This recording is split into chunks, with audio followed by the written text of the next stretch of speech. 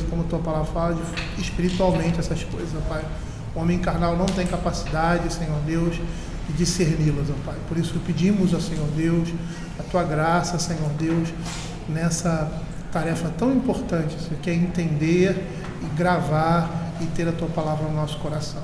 Em nome de Jesus. Amém. Bom, a pergunta 151 fala que fatores agravantes tornam alguns pecados mais detestáveis que outros. Tá? Então nós já vimos vários. Aqui todos eles estão relacionados em razão aos ofensores, ou seja, em razão àqueles que cometem o pecado. E o último que nós ficamos para ver é quem se diz líder de outros tem a obrigação extra de viver corretamente. Se pecar, o pecado é agravado. Vamos abrir aí Romanos capítulo 2, verso 17 a 24. Quando o apóstolo Paulo, ali, falando dos judeus e dos gentios, e mais especialmente aqui os judeus, dizem que os judeus são indesculpáveis. Ou seja, o pecado deles é mais sério, porque eles são líderes. Eles tiveram o conhecimento da palavra de Deus, tiveram a lei que foi dada, e o pecado deles é agravado por causa disso, por causa dessa sua condição. Diz assim: se tu, porém, que tens sobre o nome judeu e repousas na lei, e te glorias em Deus, que conheces a sua vontade e aprovas as coisas excelentes, sendo instruído na lei, que estás persuadido de que és guia de cegos, luz dos que se encontram em trevas, instrutor de ignorantes, mestre de crianças, tendo na lei a forma da sabedoria e da verdade, tu, pois, que ensinas a outro, não te ensinas a ti mesmo? Tu que pregas que não se deve furtar, furtas? Dizes que não se deve cometer adultério e cometes? Abomina os ídolos e lhes roubas os templos? Tu que te glorias na lei e desonras a Deus pela transgressão da lei? Pois como está escrito, o nome de Deus é blasfemado entre os gentios por vossa causa. Então percebam aqui que no verso 24 já mostra a gravidade do pecado. Então a questão aqui é a pessoa do ofensor. Se ele é líder, e aqui o contexto é de judeus e gentios, ou seja, o povo de Deus é aquele que não é povo de Deus. Então quando eles cometem os mesmos pecados, eles estão blasfemando o nome de Deus no meio deles. E isso agrava o pecado deles. É interessante quando você trabalha essas questões com relação à disciplina, um aspecto que vai, às vezes, determinar a maneira como se processa a disciplina eclesiástica, é a questão da publicidade. A questão da publicidade. E aqui você vê, no caso dos ímpios, essa é uma das questões agravantes da nossa Constituição, trazer vergonha, será o público no meio dos gentios, e trazer, por causa disso, vergonha ao Evangelho. Abram aí Gálatas capítulo 2, versos de 11 a 14.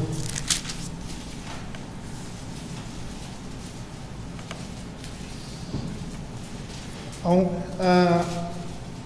o líder, tem a obrigação de viver corretamente, e quando ele peca, o exemplo dele é passível de ser imitado. Então você vê aí que por causa dessa condição, o pecado dessa pessoa é agravado.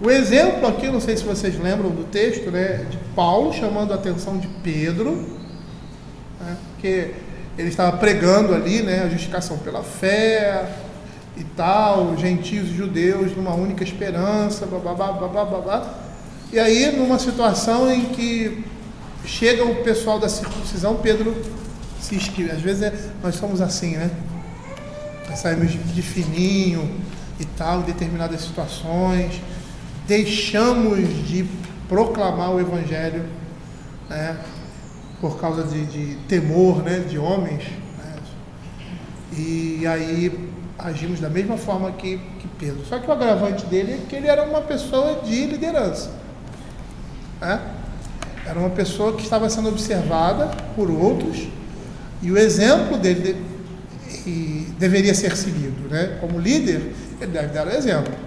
E aqui ele peca nisso, e quando ele peca nesse sentido, ele leva outros também a cometerem o mesmo pecado. Olha o que diz aqui. Quando, porém, Cefas veio a Antioquia, resistir-lhe face a face, porque se tornara repreensível. Com efeito, antes de chegarem alguns da parte de Tiago, comia com gentios. Quando, porém, chegaram, afastou-se e, por fim, veio apartar-se, temendo da circuncisão. E também os demais judeus dissimularam com ele, a ponto de o próprio Barnabé ter se deixado levar pela dissimulação deles. Olha como é que a coisa foi séria. Quando, porém, vi que não procediam corretamente, segundo a verdade do Evangelho, disse a Cefas na presença de todos. A questão da publicidade aí. A gente, às vezes, fala sobre disciplina eclesiástica aqui, né? Disciplina bíblica e tal. E a questão da publicidade é interessante porque, dependendo da publicidade, ou seja, dependendo do caso, no caso de publicidade, o pecado deve ser repreendido publicamente. O que ele fez foi uma coisa pública, foi vista por outros, então precisa ser corrigido publicamente. Foi isso que Paulo fez. E ele diz aqui, na presença de todos, se sendo tu judeu, e há um agravante, ele era líder, né? Ele era um líder da igreja, e pregava as mesmas coisas que o apóstolo Paulo.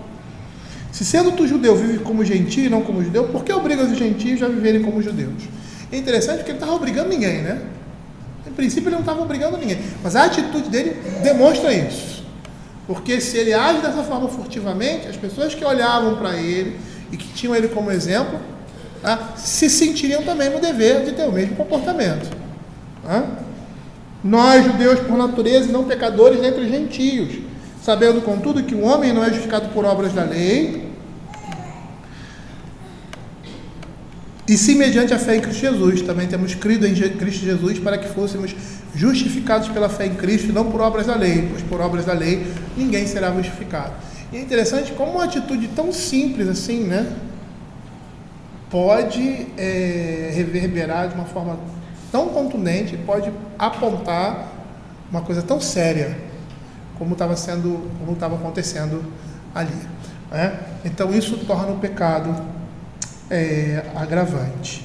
Agrava o pecado cometido pela razão dos ofensores, aqueles que estão praticando ou promovendo o erro. A pergunta 8, referente a isso, diz assim: como a responsabilidade pelo bem-estar moral dos outros pode piorar o pecado de alguém? Como membros da sociedade humana, especialmente como crentes em Cristo, somos responsáveis pelo bem-estar moral do nosso próximo. É isso que a lei de Deus vai dizer. É isso que nós estamos vendo com relação à generosidade. A nossa responsabilidade pelos nossos pecados é medida não apenas pelos pecados em si mesmos, mas também pela influência deles sobre outros. Portanto, quem está em posição de liderança, quem é guia de outros e cujo exemplo é passível de ser seguido pelos outros, tem uma responsabilidade extra e, ao pecar, comete uma transgressão mais grave. E aí você vê os líderes, né? Quem são os líderes? Os pais, as pessoas mais velhas, aqueles que são eminentes da religião. Assim, por exemplo, o comportamento de um professor pode ser imitado pelos seus alunos. As ações de crianças mais velhas podem ser imitadas pelas crianças mais novas. Os membros de uma igreja tendem a achar que é certo fazer aquilo que veem os seus oficiais fazerem, e etc. Pessoas cujas condutas pecaminosas tendem a levar outros a pecar têm claramente de prestar contas por um pecado duplo, o seu próprio pecado e o pecado do seu próximo, por ele levado a desviar-se. Essa é interessante porque essa culpabilidade do pecado duplo aqui, eu me lembrei agora um texto que fala sobre adultério. Na realidade não é adultério necessariamente falando, é separação. E ele joga em cima a responsabilidade em cima do homem que manda embora a sua mulher. Se ela adulterar, ele se separa dela, dá carta de divórcio, sem um motivo justo, seria a questão da infidelidade conjugal. E se ela se casar com outro homem, legitimamente, porque a única legitimidade para a separação do casamento é a questão do adultério, em suas múltiplas facetas, ele é responsável pelo adultério dela. É isso que Mateus vai dizer, claramente. A expõe a tornar-se adulta. Essa exposição é culpa dele. Apesar de ser pecado dela, ela vai responder, ele também vai responder pelo pecado dela. Né? Então, essa é uma questão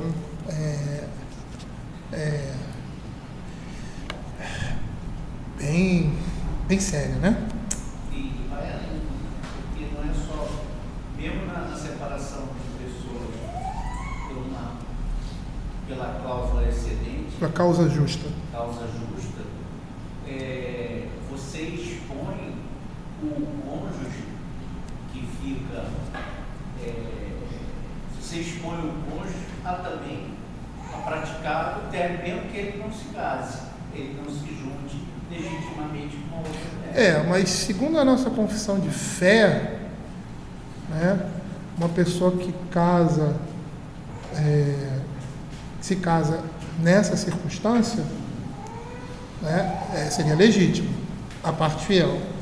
Aí não seria a responsabilidade da pessoa culpada, seria a responsabilidade dele, né? Porque a culpa dela, ela já teve, a pessoa adulterou, o homem e a mulher adulterou, foi embora, né? E ele, nessa situação, ele está, então se ele se casa de novo, segundo a nossa confissão de fé, né? Segundo os nossos símbolos de fé, ele tem essa permissão, então ele não estaria pecando, né? Se fizesse isso, segundo os nossos símbolos de fé. Agora, qualquer pecado que ele cometesse na área moral era a responsabilidade dele, né? E não dela, nesse sentido, né? Nesse caso, né? Aí, continuando a pergunta 151, que fatores agravantes tornam alguns pecados mais detestáveis que outros? Agora, essa pergunta vai se voltar em razão das partes ofendidas. A gravidade do pecado, no primeiro momento aqui no catecismo, fala dos ofensores. Então, agrava o pecado por causa das pessoas que estão o praticando. Agora, o agravante do pecado é apontado com relação àqueles que são ofendidos, né? Quer dizer, outra parte da linha dessa situação. Então, vamos lá. Então, quando esses pecados se agravam? Se for diretamente contra Deus, seus atributos e culto, contra Cristo e sua graça, contra o Espírito Santo, seu testemunho em obras, contra pessoas superiores, eminentes, com quem especialmente nos relacionamos ou estamos comprometidos, contra qualquer um dos santos, particularmente contra os irmãos mais fracos, contra as suas almas, ou de qualquer outra pessoa, e contra o bem comum de todos ou de muitos.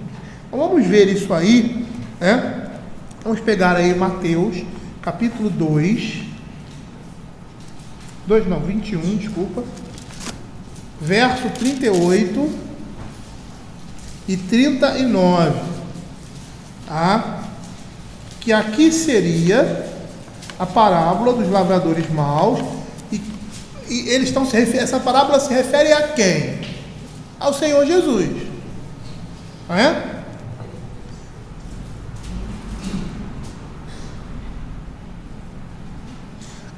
E provavelmente aos profetas que vieram antes dele. Então ele se refere ao Senhor Jesus. E aí ele diz assim, 21, 38 e 39.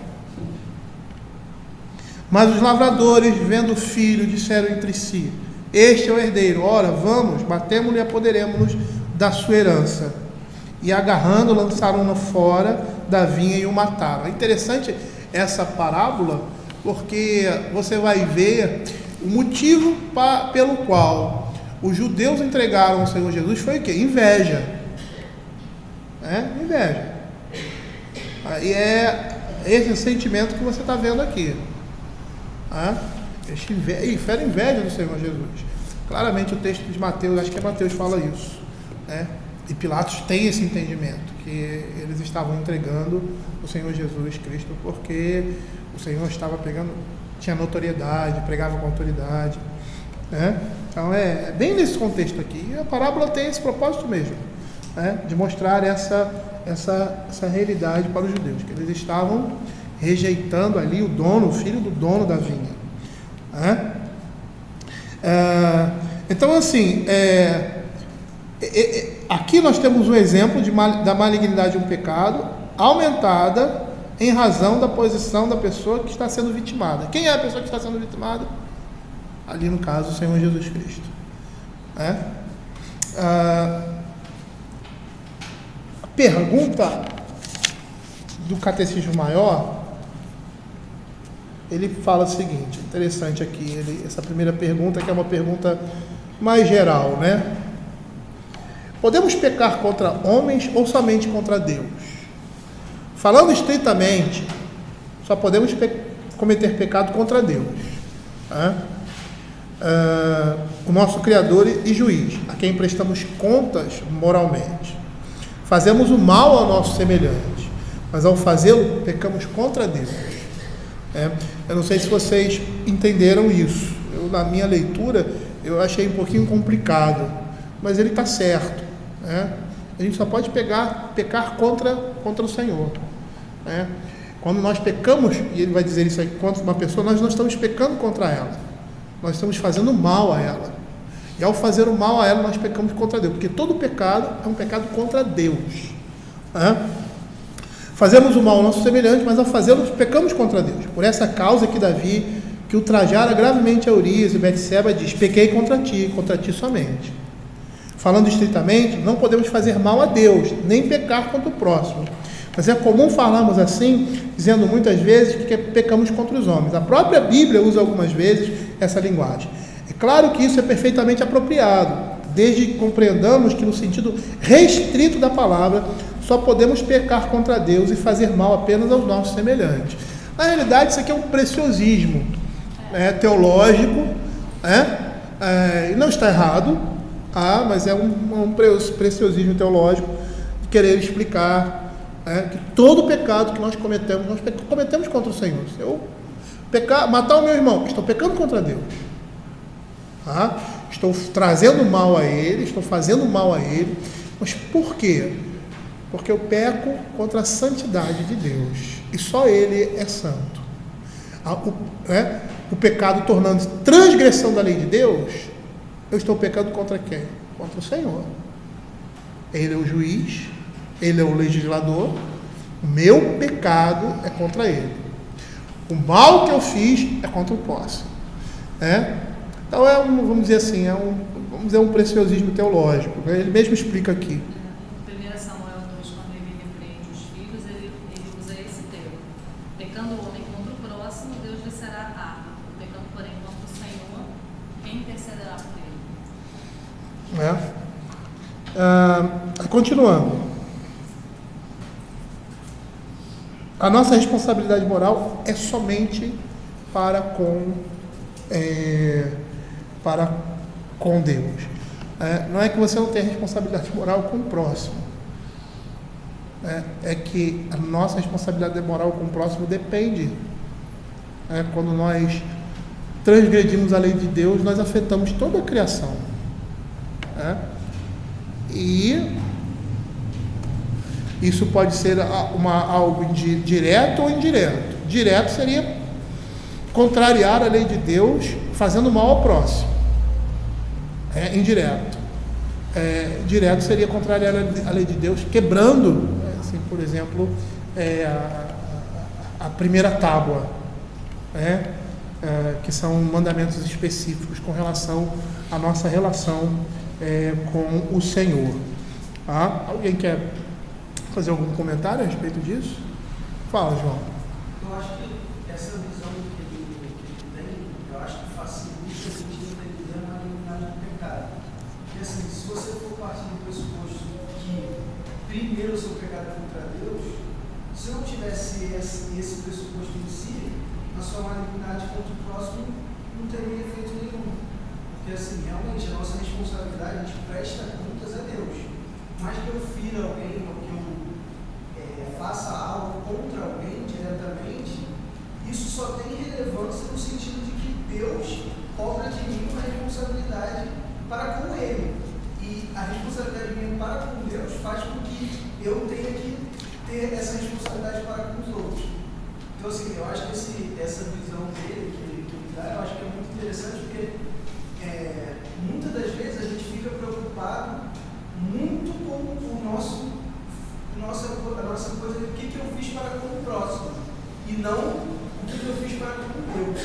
Desvia o foco, né? A gente desvia o foco na pessoa. Isso que você está falando fica mais fácil compreendido quando são pecados que não são pecados assim como adultério, como assassinato, como roubo, a mão armada, como são outros pecados, né, que são coisas mais subjetivas, né, fica mais claro, né, nesse sentido. Né? Por quê? Porque são coisas subjetivas. Não estou pecando contra você. Eu estou só satisfazendo um desejo meu. Né? Então, fala. Eu acho que essa perspectiva também tem um outro lado interessante, que é a questão do perdão. Quando, principalmente quando é com a gente, você se sente ofendido demais e fica como se você fosse ofendido e fica menos inclinado a oferecer o perdão para outra pessoa quando você quer. Na verdade, o primeiro ofendido foi Deus, e é Deus mesmo que manda você liberar o perdão. Eu acho que isso também facilita na hora de... Faz, né? Isso é interessante isso, porque você pode receber o perdão de Deus, mas pode não receber o perdão dos homens, né? E aí o Senhor vai dizer aquilo que Ele faz, né? Que a gente deve perdoar incondicionalmente. Por quê? Porque o Senhor perdoa os nossos pecados. Por que eu não vou perdoar o meu irmão? É interessante essa sua colocação, né? Então, assim, nós vimos em razão das pessoas ofendidas, né? Então, esse pecado aumenta em relação à pessoa que é vitimada, e aí a gente vê quando esse pecado, nós já vimos isso, né? É cometido diretamente contra Deus e seus atributos, né? E a sua adoração. Vamos ver isso. Tá? Então, o nosso pecado é agravado, tá? Com relação à posição da pessoa. Tá? Então, em primeiro lugar, contra Deus e seus atributos e a sua adoração, contra o Senhor Jesus e a sua graça. Vamos ver aí. Abra aí 1 Samuel, capítulo 2, verso 25. 1 Samuel, capítulo 2,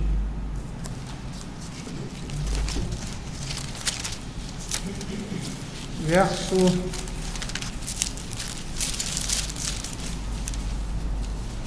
25.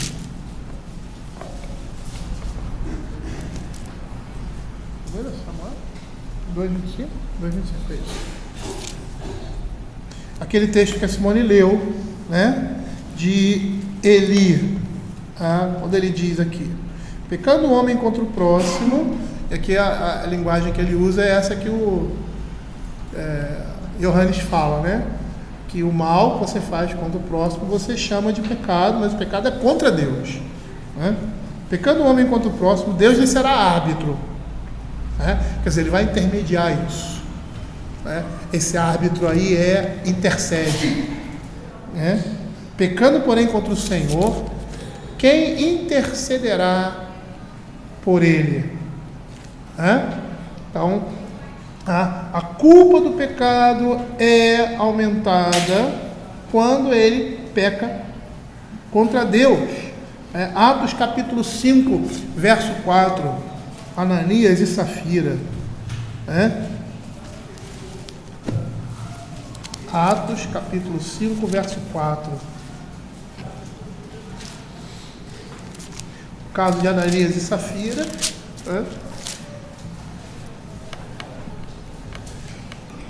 A mentira, né, que eles mentiram, conservando porventura não seria teu e vendido não estaria em teu poder? Como pois assentaste no coração esse desígnio? Não mentiste aos homens, mas a Deus. E provavelmente esse foi um motivo pelo qual né? Ananias e sua esposa foram feridos da forma como foram. Existe aí o contexto do início da igreja também, né? Mas pela gravidade, eles mentiram para o próprio Deus, o próprio Espírito Santo, né? Salmo 51, 4. Abram aí, Salmo 51, verso 4, que é onde Davi vai dizer: pequei contra ti somente.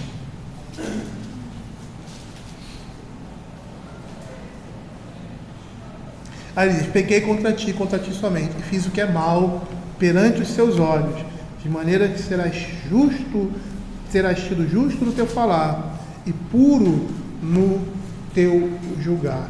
Quer dizer, o pecado, ele é agravado, segundo o que nós estamos vendo aqui na Escritura, e a nossa Catecismo Maior, ele fundamenta isso, né? Quando é cometido contra Deus e os seus atributos, os atributos de Deus e a sua adoração. No caso dos filhos de Eli, questão da adoração. Eles serviam no templo, né? E pegavam as coisas que eram para eles, roubavam das ofertas, né? Eles eram ímpios desonestos. No caso aqui, ele está pecando contra o Espírito Santo, em Atos capítulo 5, provavelmente, eu acho que seja um atributo, né, de Deus aqui, que ele está indo contra. Atos capítulo 5, verso 4, está mentindo para o Espírito Santo. O Salmo 51, 4 mostra um pecado que ele comete contra Deus, que é o pecado no caso aqui, né, foi o adultério, a morte de Urias, o adultério de Betseba, e para fechar, né, a cereja do bolo, ele tomar ela por mulher.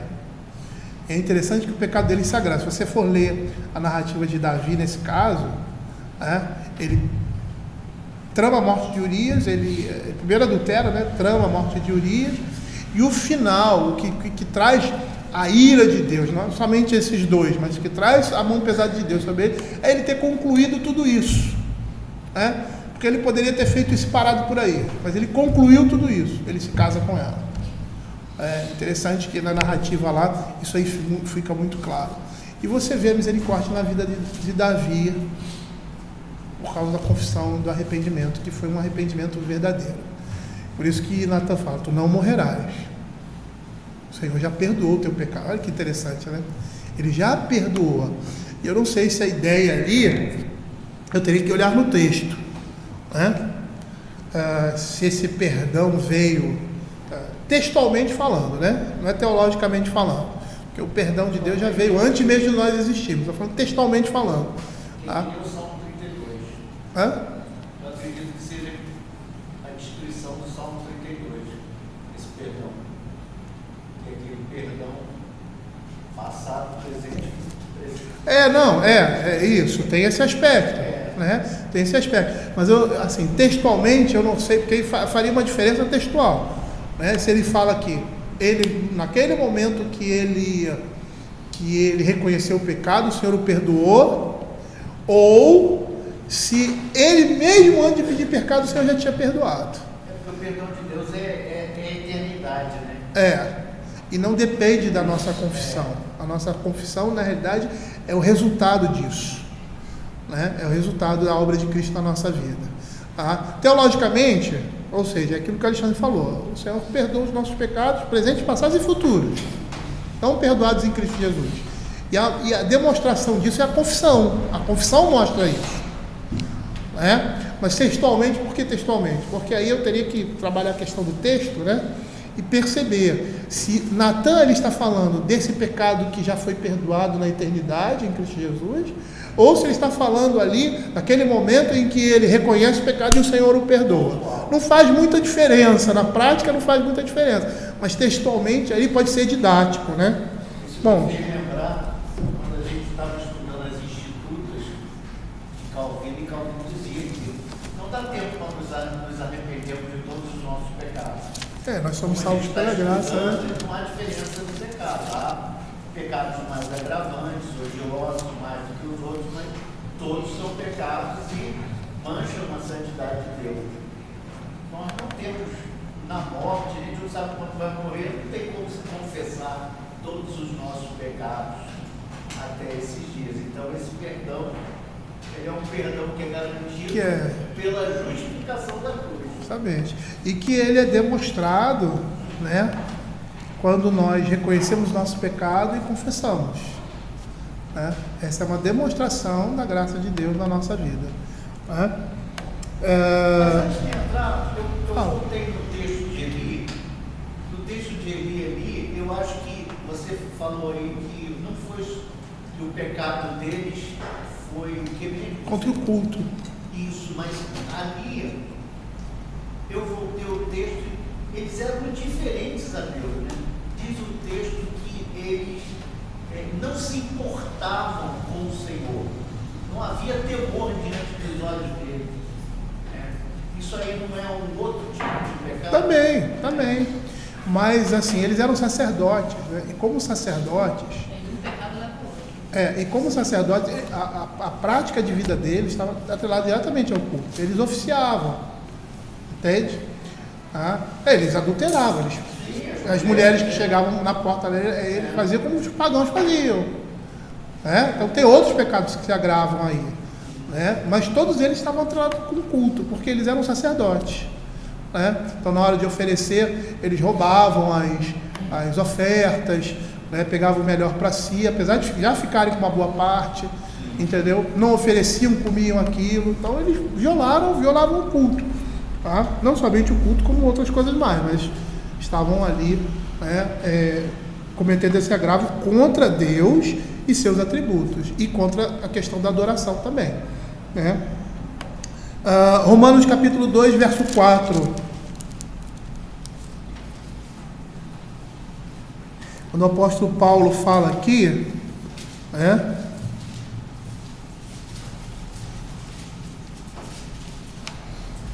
que é interessante, olha o que ele diz aqui, o que ele diz: ou despreza a riqueza da sua bondade, tolerância, longanimidade, ignorando que a bondade de Deus é que te conduz ao arrependimento. Aqui o nosso catecismo está chamando a atenção para aqueles que estão desprezando a graça de Deus, desprezando os atributos de Deus. O pecado se agrava porque nós estamos pecando contra Deus, em especial contra os seus atributos, a sua bondade, a sua longanimidade, né? a sua tolerância. E uma das formas de nós rejeitarmos isso, ou pecarmos contra isso, é como ele fala no verso 5, dureza do coração. Né? Rejeitar a graça de Deus. Os judeus estavam rejeitando a graça de Deus. Paulo, quando ele escreve a carta de Romanos, ele vai dizer que existem duas situações, uma são excludentes, ou você uma exclui a outra. Ou você é justificado pela fé e vive por ela, ou você é justificado pelas obras e vive por ela. Não dá para conciliar. E quando você se justifica pelas obras, quando a sua religião é assim, você está rejeitando a graça de Deus. E rejeitar a graça de Deus é um pecado grave. Eu de vez em quando conto a experiência aqui, certa vez conversando com um católico, um missionário católico, que fazia parte da missão evangélica. Não me pergunto que eu não sei explicar. Não sei. Não era aqui do Brasil, era de outro país. E aí ele tinha esse conceito de salvação, que é um conceito católico de obras. E ele diz assim: eu prefiro pensar assim, dessa forma, que a salvação depende de mim, porque assim eu me torno mais efetivo. Ele não desconhecia a justificação pela fé, mas ele preferia não estar rejeitando a graça de Deus. Está pecando contra um atributo divino. É como se você chegasse aqui, né? E aí fosse dar um presente. Vamos dizer que a gente brigou, eu e o Alexandre brigamos feio, né? Coisa assim. E aí eu reconheço que eu errei, aí vou para ele, compro um presente para ele, a coisa que ele mais gosta, e aí entrego para ele. Ele olha para aquilo e rejeita. Isso é um pecado maior. Você está rejeitando a um presente, a graça de Deus. Está rejeitando aquilo. Então isso torna o pecado mais grave. Viu, Alexandre? Quando eu der um presente para você, você não rejeita, não. Malaquias, capítulo 1, verso 8. Esse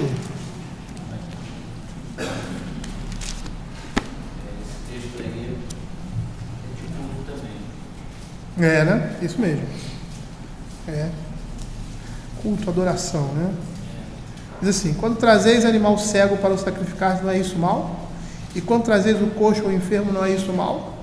Ora, apresenta-te ao teu governador, acaso terá ele agrado em ti e será favorável, diz o Senhor. Verso 14: pois maldito seja o enganador, que tendo um animal sadio no seu rebanho, promete e oferece ao Senhor um defeituoso, porque eu sou o grande rei,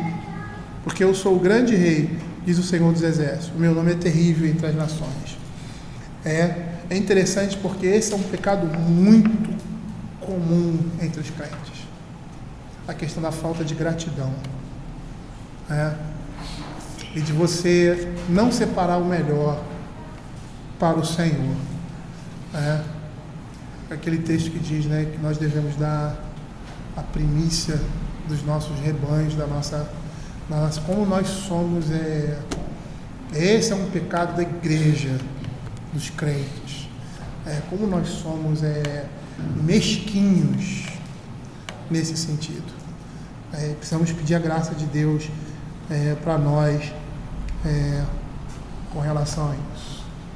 Nós sempre recuamos a mão quando as coisas são para o Senhor. E era o que estava acontecendo aqui. E eles estavam profanando a mesa do Senhor. Isso é um pecado mais grave. Por quê? Porque você estava pecando contra Deus, contra o culto, e contra os seus atributos, que é a bondade dele. A bondade dele em suprir as nossas necessidades, em nos sustentar, em dar saúde, ou às vezes nos sustentar na nossa falta dela. Então, é um pecado que se volta para o culto, mas para outras questões também. Vamos ler o que o comentarista diz. Esse é um bom livro para você. Malaquias, né? Depois é para esse livro. Não, é todo um ambiente de culto, esse livro de Malaquias. A gente vai chegar lá. Eu estou pensando em pregar os profetas menores, né? A gente acaba e vai mesclando aí.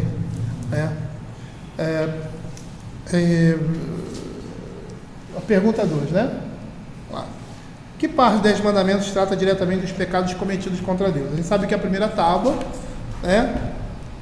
ou os primeiros 4 mandamentos. Pergunta 3: por que os pecados cometidos diretamente contra Deus são especialmente detestáveis? Por causa da infinita majestade e santidade de Deus, a quem esses pecados afrontam, e por causa da nossa principal e maior obrigação, que é amarmos o Senhor nosso Deus de todo o nosso coração, alma, mente e força. Portanto, a pessoa que peca diretamente contra Deus desconsidera e violenta a sua mais alta obrigação. Aí a pergunta 4 diz assim: de que maneiras os homens pecam diretamente contra Deus? Os homens pecam diretamente contra Deus quando violam os mandamentos da primeira tábua da lei. Particularmente, manifestam os pecados como o ateísmo, a idolatria, o tomar o nome de Deus em vão, a quebra do sábado cristão. Então, esses textos que nós acabamos de ler, quebram todos esses mandamentos. Quebra o dia de sábado? Quebra o dia de sábado. Por que quebra o dia de sábado? Porque no dia dos cultos, no dia da proclamação, os filhos de Eli estavam violando a lei de Deus. Fere o culto? Fere o culto. O segundo mandamento, a questão da idolatria. Por que fere o culto? Porque eles estão, como sacerdotes, eles estavam oficiando o culto, tomando o nome de Deus em vão, fazendo aquilo que não deveriam. Então percebam que todas essas coisas estão envolvidas. Todos esses, em suas múltiplas formas, são pecados diretamente contra Deus.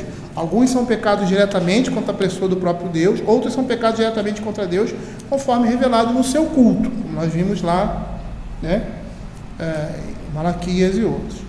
Seu culto, ordenanças e etc. Tá?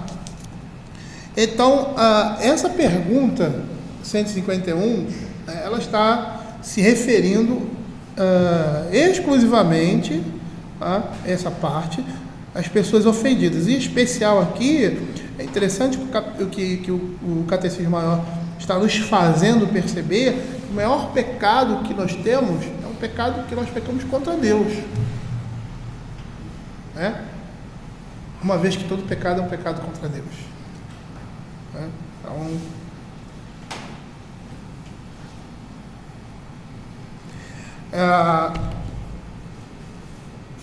os que pecam contra o Senhor Jesus e a sua graça têm a culpa da transgressão agravada. Então, eu até já citei isso. Vamos abrir aí Hebreus capítulo 2. Geralmente uma coisa está atrelada à outra, né? E a gente faz como que repetir, né, determinadas... Hebreus capítulo 2, versos 2 e 3. O que é interessante é que ele situa, a Escritura situa isso como se fossem compartimentos, né? Então nós vamos ver aqui um pecado contra a graça de Deus que é demonstrado, né, nesses versos 2 e 3. Eu vou começar do verso 1.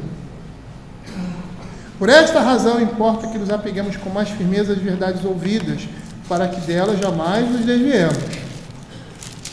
Pois se nos tornou firme a palavra falada por meio de anjos, e toda transgressão ou desobediência recebeu o justo castigo, como escaparemos nós se negligenciarmos tão grande salvação, a qual tem sido anunciada inicialmente pelo Senhor, foi-nos dada depois confirmada pelos que a ouviram, dando testemunho, juntamente com eles, por sinais, prodígios e vários milagres, e por distribuições do Espírito Santo, segundo a sua vontade.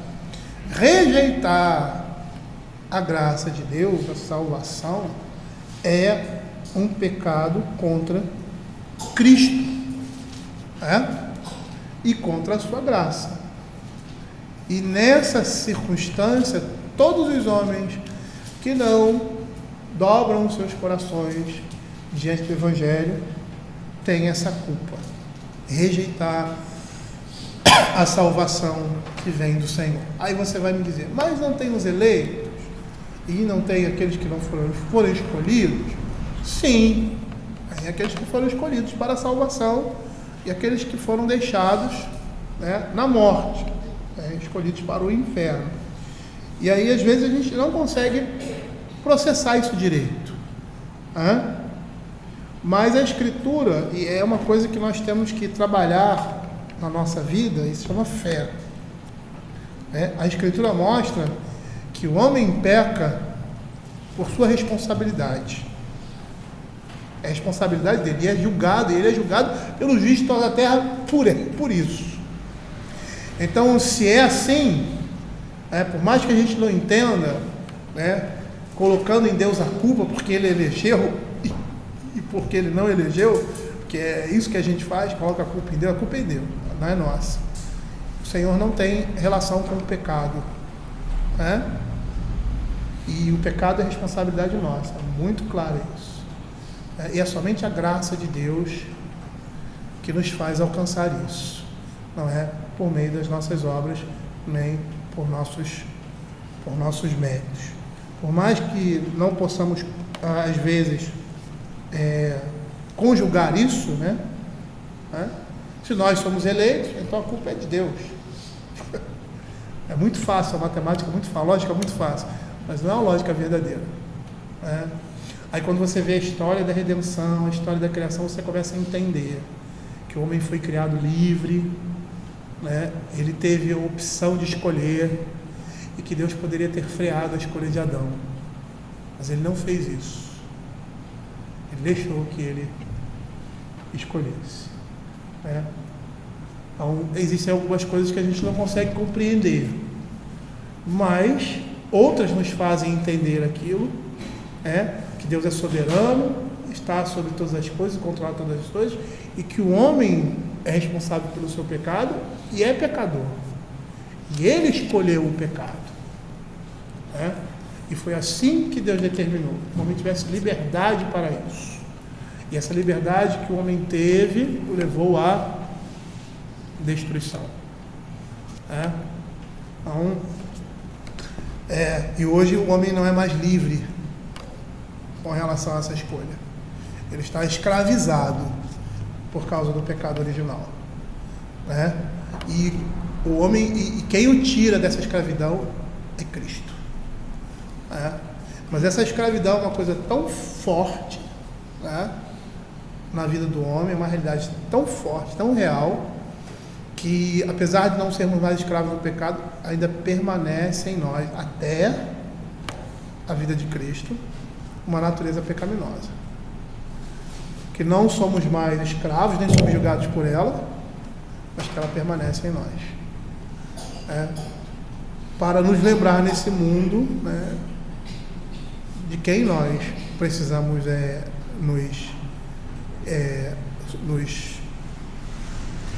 buscar auxílio. Né? Mas vai haver um dia em que essa natureza vai ser completamente transformada, como Paulo fala, né? E que essa transformação ela já acontece na nossa vida, por meio da nova criatura, da nova vida em Cristo Jesus. Por isso Paulo vai dizer, a Escritura vai dizer que nós não podemos mais viver como vivíamos anteriormente, na vaidade dos nossos próprios corações, porque somos novas criaturas. E esse revestimento, como o Vitor pregou aqui muito didaticamente lá, né? Você tirando, despojando do pecado, se revestindo de Cristo, isso vai ter a sua, vamos dizer assim, completude, ou seja, o seu ponto final, quando o Senhor Jesus Cristo voltar, que nós nos despirmos de toda a veste, não vai sobrar nem uma meiazinha velha.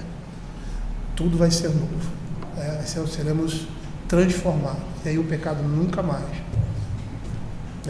estará presente nas nossas vidas. Então, capítulo 12 de Hebreus, verso 25.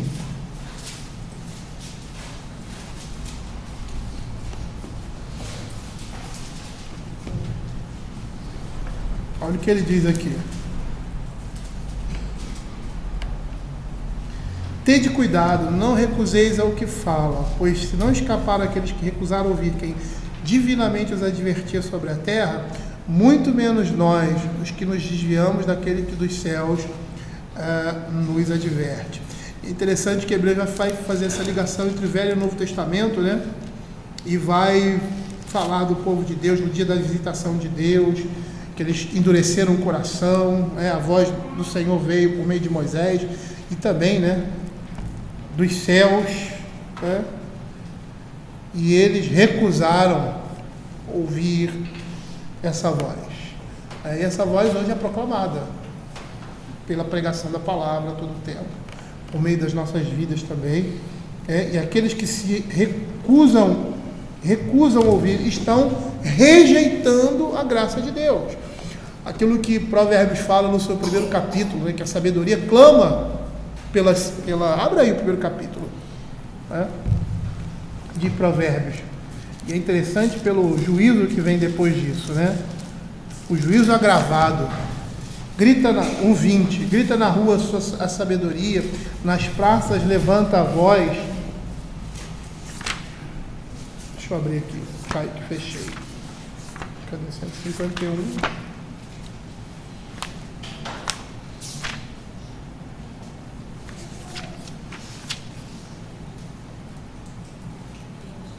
Isso.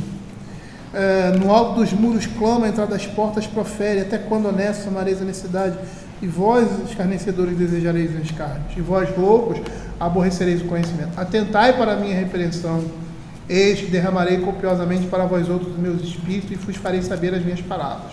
Mas por que proclamei? Está falando da sabedoria que está sendo proclamada.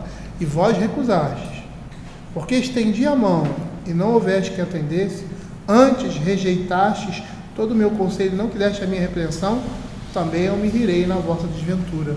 Envio do vosso terror eu zombarei, envio do vosso terror como a tempestade, envio da vossa perdição como o redemoinho. Quando vos chegar o aperto e a angústia, então me invocarão, mas eu não responderei. Procurar-me-ão, porém não me hão de achar. É interessante a linguagem que Deus usa aqui, e aí você olha assim, né? A severidade de Deus. Poxa, como é que... às vezes você chega a pensar, como é que Deus faz um troço desse? Mas quando você percebe o que os homens fazem, desprezando, tá? Considerando como lixo aquilo que é eterno, que é a palavra de Deus, você vê que a seriedade que Deus estabelece aqui, ela é justa. Da mesma forma que você desprezou, você vai ser desprezado, né? Da mesma forma que você zombou, eu vou zombar nesse dia. Aí você vê aí o justo juízo de Deus, retribuindo na mesma proporção o pecado dos homens. Tá? Esse é o justo juízo de Deus. A pergunta aqui, eu vou parar aqui, né? 5 diz assim: por que os pecados contra Cristo e a sua graça são especialmente detestáveis diante de Deus? Porque Cristo, Ele próprio Deus verdadeiro, do mesmo modo que Deus Pai. Por isso, pecar contra Cristo é o mesmo que pecar contra Deus. Porque a graça de Cristo é o dom do amor de Deus aos pecadores perdidos e culpados. Quem peca contra a graça de Cristo, peca contra o amor e a misericórdia de Deus, que deveriam levá-lo ao arrependimento. É interessante a gente perceber aqui uma coisa, a questão lá do credor incompassivo, né? O Senhor diz na sua palavra que você, do jeito que você vê quebrado, arrebentado, né? Quando ele diz assim, em Mateus capítulo 11, né? Vinde a mim todos que estáis sobrecarregados, e eu vos aliviarei. O Senhor, Ele abre o coração, abre as suas mãos para os miseráveis, né? E aí eles vêm, né? E é interessante porque rejeitar essa graça, rejeitar essa dadivosidade, é como se alguém tivesse cometido um crime, né? Hediondo, e aquela pessoa que cometeu esse crime, que sofreu o agravo, ela abre os braços para você, e aí você não quer, você a odeia mais ainda, você cometeu um crime contra ela, grave, você a ofendeu, a pessoa está lhe dando perdão e você rejeita. Isso é um agravo, isso é um desprezo, né? É um desprezo. A pessoa que se ofendeu aquilo que você fez, ela está te dando a destra dessa comunhão, ela está te recebendo, está perdoando, e você está rejeitando isso, pelo contrário, você a está atacando. É mais ou menos isso, né? Você está rejeitando a graça de Deus, a graça que está sendo dada, e essa relação está diretamente relacionada com o perdão dos nossos pecados, né? Porque se Deus nos perdoou, nós temos que perdoar os nossos irmãos, os nossos próximos, aqueles que pecaram contra nós, né? É isso que Deus exige de nós, né? Não tem uma outra saída. Aí mesmo que, por exemplo, o perdão seja algo efetivo, ou seja, eu só vou perdoar alguém efetivamente se alguém vier pedir perdão para mim. Se uma pessoa não vier pedir perdão para mim, como eu vou perdoá-la? No seu coração, né? No seu coração. Agora, como você pode rejeitar uma pessoa chegar para você, né, humildemente, reconhecendo o pecado, você chegar e dizer, me perdoe, você virar o rosto, virar a cara, tá? Não pode, não tem como. Não é isso que Deus fala que nós devemos fazer, né? E é assim, não tem jeito, em toda e qualquer situação, não tem desdobre para isso aí, né? O pior que seja o agravo que a pessoa tenha cometido com você, se ela se arrependeu. Eu sempre digo como pastor que o maior peso que uma pessoa tem com relação ao pecado é o próprio arrependimento. Ela não precisava mais sofrer mais nenhum agravo, nenhuma punição. Só o arrependimento já é suficiente, porque uma pessoa reconhecer verdadeiramente cometeu um mal contra alguém e feriu aquela pessoa, e geralmente é uma pessoa, às vezes é a pessoa que você ama, que está próxima, ele vai falar sobre isso aqui. Essa é a maior dor que alguém pode ter no coração. E como diz Camões, essas são as maiores dores, né? É uma dor que dói e você não sente. Você é que reconhece o mal que você fez daquela pessoa, e que você se arrepende do seu pecado, e aí você vê a tamanha gravidade daquilo, como isso dói, né? Mas isso também é reparador na vida de uma pessoa, porque com esse arrependimento, com esse perdão, a pessoa tira de sobre si uma carga e um peso, que se ele continuar carregando, ele vai levar isso para o inferno. O outro lado também é verdade, né? Como nós devemos estar dispostos com o nosso coração a perdoar. E a nossa perspectiva é: Deus nos perdoou. E não existe, como ele disse aqui, maior agravo, maior pecado, o pecado contra Deus. E Deus perdoa os nossos pecados, e perdoa, os nossos pecados constantemente. Por isso que nós, como filhos de Deus, como servos do Senhor Jesus, nós temos que ter essa disposição no nosso coração. Por isso que o Senhor Jesus disse para Pedro, Senhor, quantas vezes eu devo perdoar? 3 vezes? Não. Você deve perdoar infinitamente. 70 vezes 7. Então, e eu sei que essa é uma área complicada, na vida de qualquer pessoa, e até do crente, mas ele tem uma arma a seu favor, que é o Espírito Santo de Deus, e que todas as vezes que a gente tem dificuldade de perdoar, a gente tem que orar, e pedir ao Senhor que Ele nos dê essa graça, nos dê essa graça. Uma vez eu estava lendo um livro que ele estava dizendo, fazendo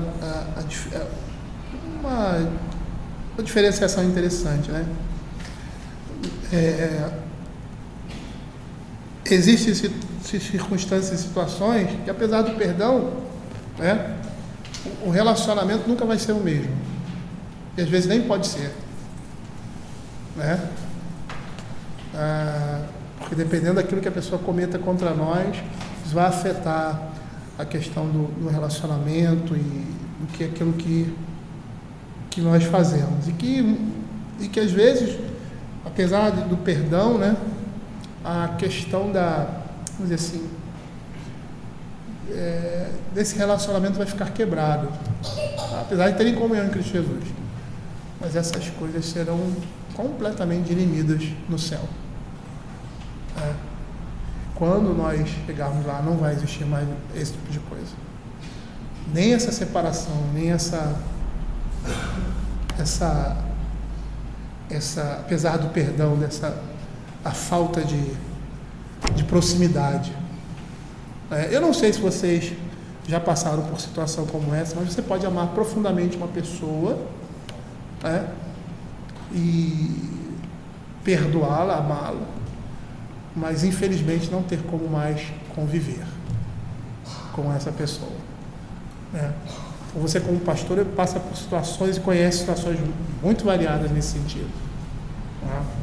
Então, você percebe que há o carinho, apesar do pecado cometido, porque houve perdão, mas não há mais aquela proximidade. Apesar do respeito, da consideração, mas não há aquela proximidade mais. Eu estou falando isso entre crentes, né? Mas a Escritura não se refere somente a crentes com relação a isso, do perdão, né? E é uma coisa que a gente tem que lutar, né? Somente nós crentes, porque nós temos a responsabilidade desse perdão mais do que qualquer pessoa, né? Como crentes em Cristo Jesus, né? Então, é uma coisa que nós temos que pedir ao Senhor, né? O mundo diz uma verdade em termos, tá? E realmente isso é vamos dizer assim, é um tratamento de Deus. O tempo é o melhor remédio. Quando o tempo não apaga essas feridas, né, a amargura toma conta do coração. E aí a coisa é complicada. Vamos orar para a gente encerrar? Vou pedir para o Lucas orar para a gente.